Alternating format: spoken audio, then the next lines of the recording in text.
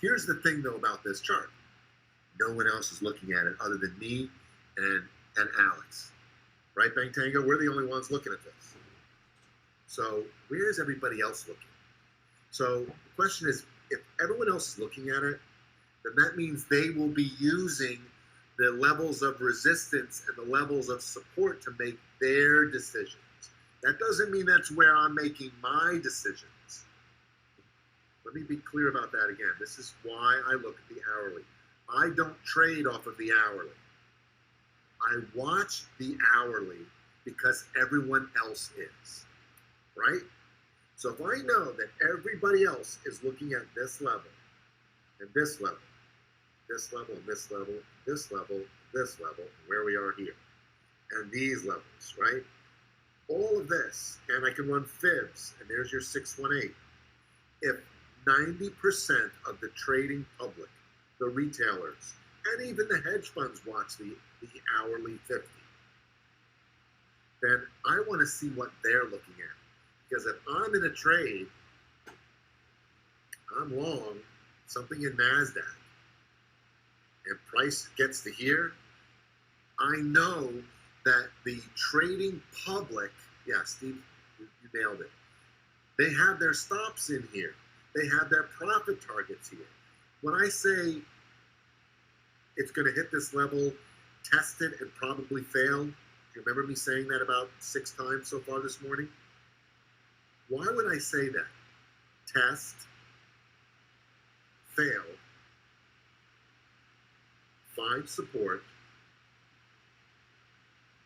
right? Drive higher, oops, and retest. Watch, test, and fail. Find support, drive higher, and then retest. Everybody understand these levels or these concepts? Test, fail, support, higher, retest. Why? Because that's what everyone else is looking at. This is going to test and fail. Why is it going to fail? Well, because like Steve said, people have their stops here. People are watching this level. It's either the stop losses. This is either a stop loss level for people who are short, or it is profit level for many people who are long, because it's a previous high on the hourly, because everyone's watching the hourly. So when I say it's going to test it, that's because it's going to, try to get to that high.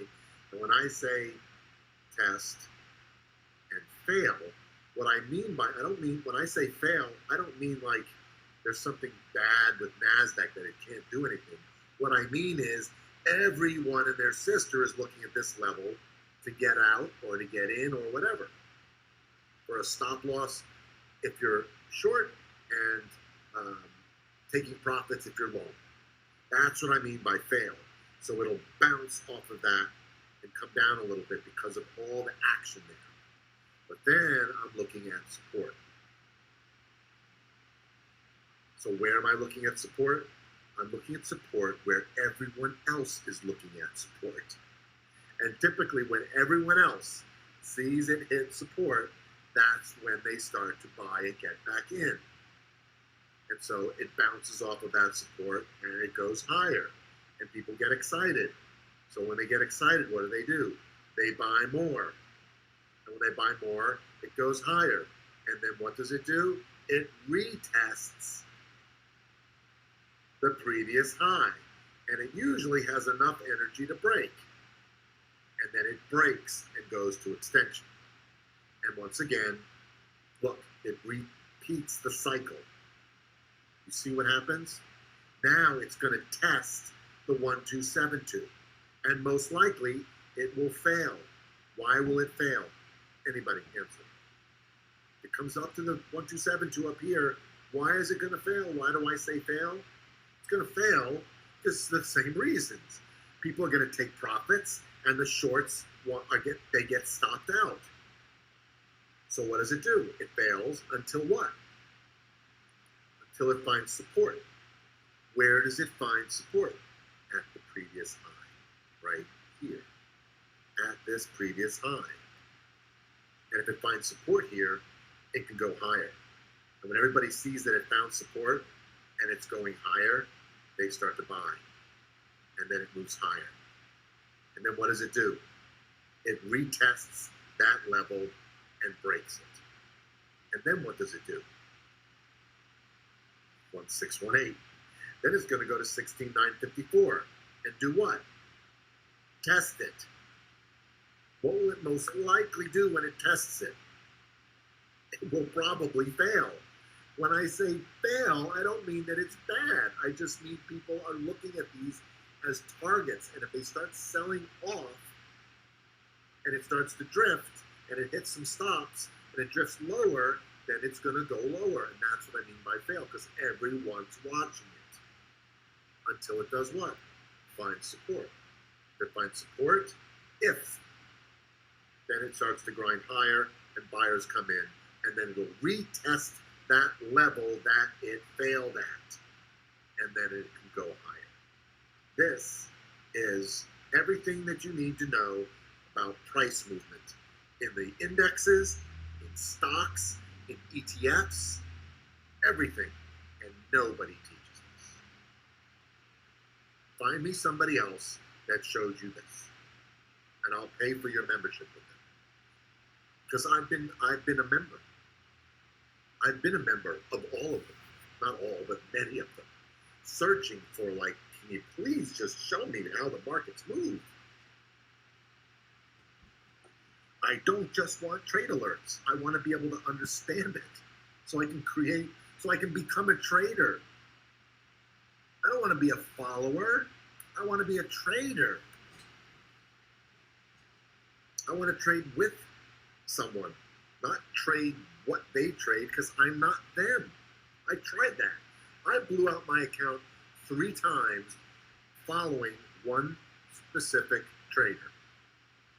3 times. Not happy about that. But that was a long time. Is everybody clear about what I just showed? Any questions about this? You just saw something that most people will never see, and that is reading the market from the inside out. Not looking at what's Apple going to do. Who cares what Apple's going to do?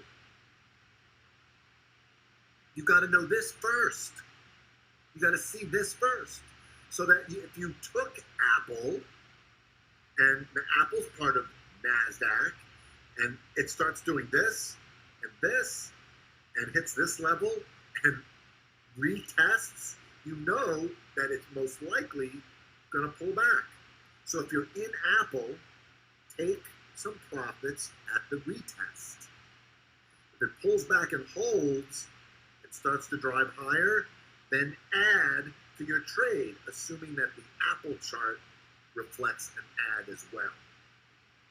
So then you go over to Apple, baby. You go to Apple, and if you're in Apple, what do you look at here? What am I looking for here on Apple? I'm going to look at the hourly 50 and see what everybody else sees. Because I know that it wants to break free. And if it breaks free and gets a good solid close above the 50, then this can go higher. So now I've got wind at my back. I've got NQ giving me all the reasons why it wants to break free and go higher. Now I can look at Apple, I can look at the weekly, the daily, but I've got that perspective of the support of the markets. Now when I look at Apple, I look at Apple the same way. Do I have weekly support? But if the numbers are a little different. On the weekly, I'm looking at the 21 and the 10. Do I have that? Yes. When I look at the daily, am I still making higher highs and higher lows? Or is there some level I need to look at for retest, or fail? So imagine you're in Apple. Let's just say, follow me with this, okay? You're in NASDAQ. you're looking at the NASDAQ like we just did. It starts to go higher, and it retests that level and fails.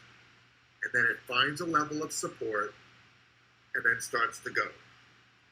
Simultaneously, Apple's doing the same thing. You're in Apple, you broke the 50, you tested the 618 and it failed, it held the 50, and now it's making a higher move.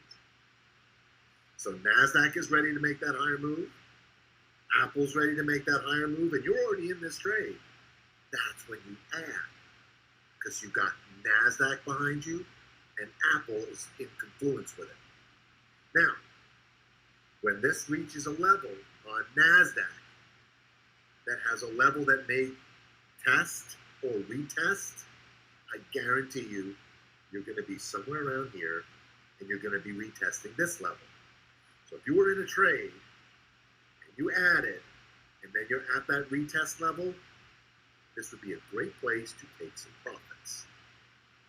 And if it pulls back and breaks through, you can add more here too. If it's in your trading plan, and keep it. I mean, just take profits, add, take profits, add, take profits, add, until what? Until NQ or Apple breaks.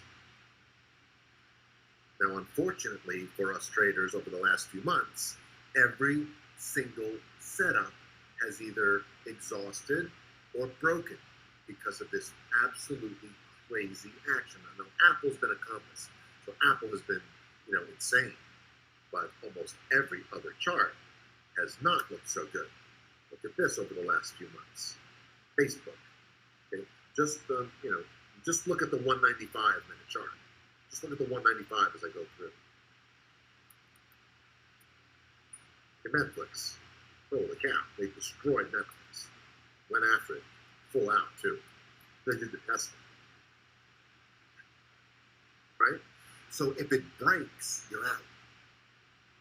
Either NASDAQ, ES, or the stock that you're in. And what does break mean?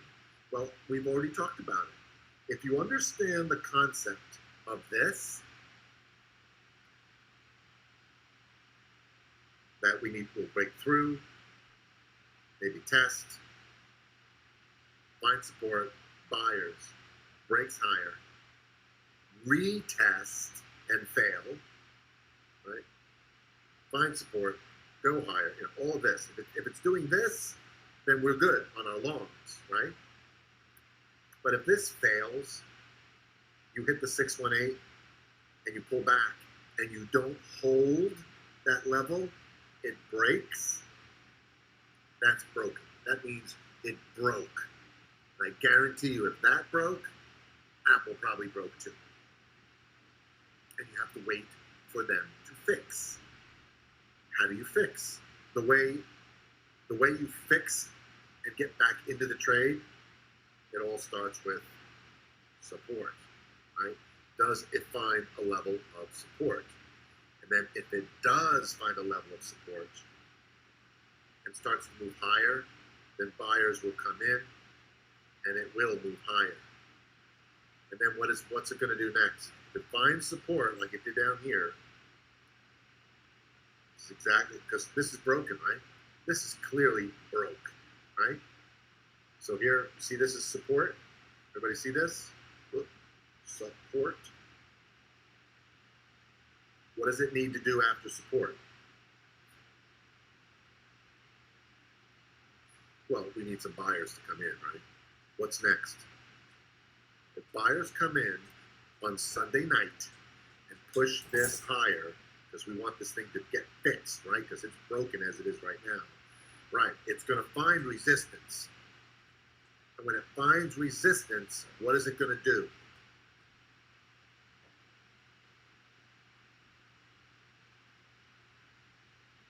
Yeah, it's going to retest those levels. And it's either going to pull back or break through. That's correct, Chris. So if it retests and breaks through, then it'll just go higher. Right? It'll go higher until, again, it'll test a level Most likely it will fail.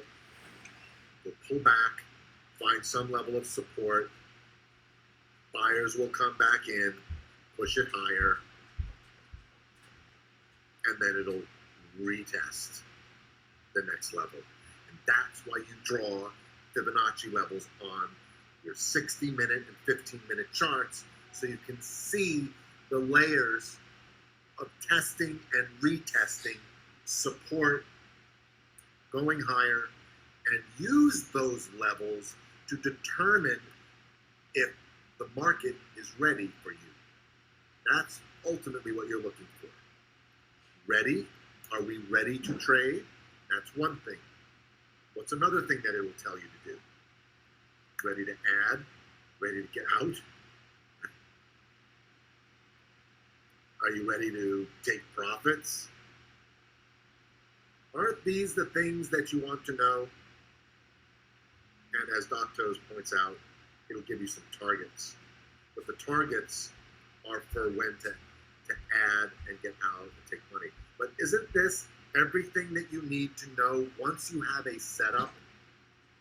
Once you have a setup on a stock that you like, isn't the next thing that you need to know is the market ready? Number one. And if it is, then do I have a trigger to get into the trade on the daily, on the intraday, on the 60, on the 15, on the 39 minute? And then once you're in, don't you want to know when you can add? Don't you want to know when maybe you should think about getting out because you broke this level? Don't you want to know when you want to take profits or add or get out altogether? That's what this look at the internals will tell you. All of those things. This should be an earth-shattering aha moment for many of you, because this conversation was the earth-shattering aha moment for me a while ago. And I realized I had my eye on the wrong thing. There's a great book in football. Those of you that really love football, Pat Kerwin is a really great, he used to be an assistant coach for the Jets. He's a commentator on Sirius XM. And he wrote a book called Take Your Eye Off the Ball. Think about that for a minute. Take your eye off the ball. The way most people watch football is they see, offense and defense lined up, quarterback behind the center, running backs, wide receivers. They see people, shifting around. The ball gets snapped, and their eye automatically follows whoever has the ball. First the quarterback, then maybe the running back, or maybe he fakes it to the running back. It's play action, goes back. He's watching the quarterback as that's the one who has the ball. The ball goes up in the air, they watch the ball, and either it lands in someone's hands or it doesn't. That's called watching the ball, right?